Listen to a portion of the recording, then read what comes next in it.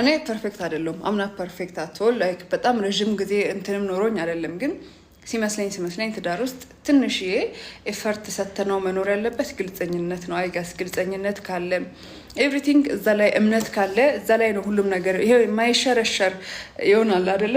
ትዕግስት፣ ነገሮችን ማስተካከል፣ መታገስ አለንፉዬ ሁሉንም ነገር የሚያስተካክለው ትዕግስታችን። ስፔሻሊ ሴት ልጅ ብልህ ነች።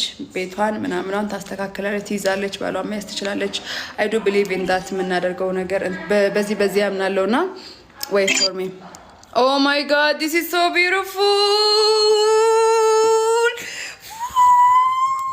Sorry Maski King. Mangisti, thank you so much. Thank you Mangisti, thank you Prime Minister. Thank you for if I will bullet your device yasa ugara bi wanja chubarbad difam. So Malida, and the key point, Juru Yojaratanu, the key point. Oh my god. Najrat Dadoko, Fuye Mangisti Naga Najrat Alfata Galatoma.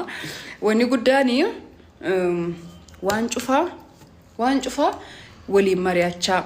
Kesumatu kabaji baye murtesad kabaj wali qabachu qabdani wantoshta wali mariachu qabdani wan sirra ega makdubrat ufra baachu qabda innis wan sirra ega baachu qaba wal amanu murtesada. You have to develop that thing amanta wan sanjidut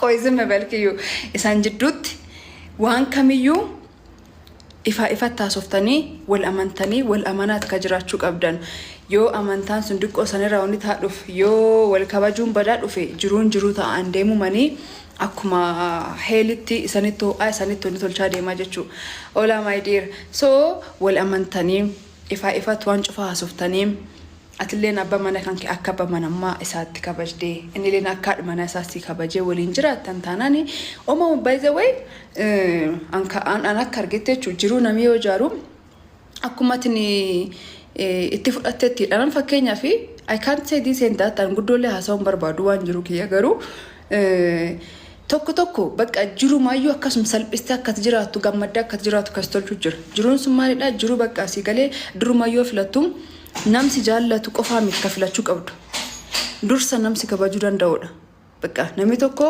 kotlubu way kan kiyaso jir namsi jallatu kasi jallatu ala kabajini siqabu murtesa. So jalali akum jiru ta'e si kabaje jennan dumatu dubbichi achirrattu nda jechu. So abba mana kabaju jiruni sala kasum barida ta'afi shilenin kabajdi jallati wanini barbar cufan tolchiti distract na tolcha jirti difam wani barbar cufan tolchiti sidukube rolin jartam male callistani anjalade gubadde andu'e jettani jiruni jarina nami si jallatsuna jalali sa cala kabajisattu sambulcha jechu solini. So achir dabbadda.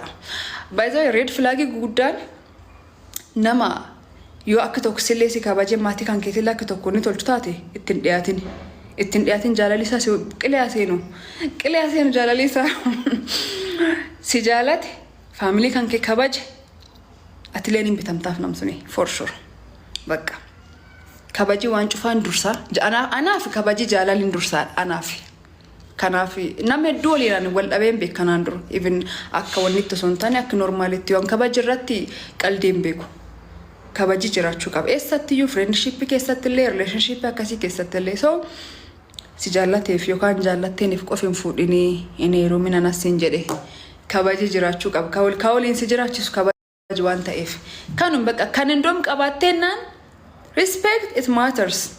Nam sigale yuat balle sitelle manas silole alat si egu dandaw sigale man jedhan sanga ban gaf cabse ormi mal tolcha jedhan akkasi sirata on qabu ka gaf si cabsu nitina sidur dabbate si wani jedhe si lole saayidii kan kee qabatee mana galee garuu at sirriin taa'inillee at sirriiniti kan sirreeffadhu kun kan keetiinis namsiin jechuu danda'u nama akka fedhii isaa akka faanii isaa dhufeef nam biratti taasisuu danda'u irraa fagaadhu nam garuu atilis nam biratti kabaje yoo badiin kan keetillee balleessan kan keetillee si qabatee seenee kooti kuni balleessa kan sittu balleessan garuu dabarsee namas siin kennu kanaaf si dur dhaabadhe mai akkas jedhee naman keessatti gorfachuu danda'u bushaayee ahlan wasaalan nama akkasii laalachuu qaba masfartiin kan keetii kan ta'u qaba jechuu so criteria nu filattu sun tolchi si kabaju qaba eessattiyyuu si dur dhaabachuu qaba taasit nam proudly kun haadha kiyya kun akkas jedhee haasa'u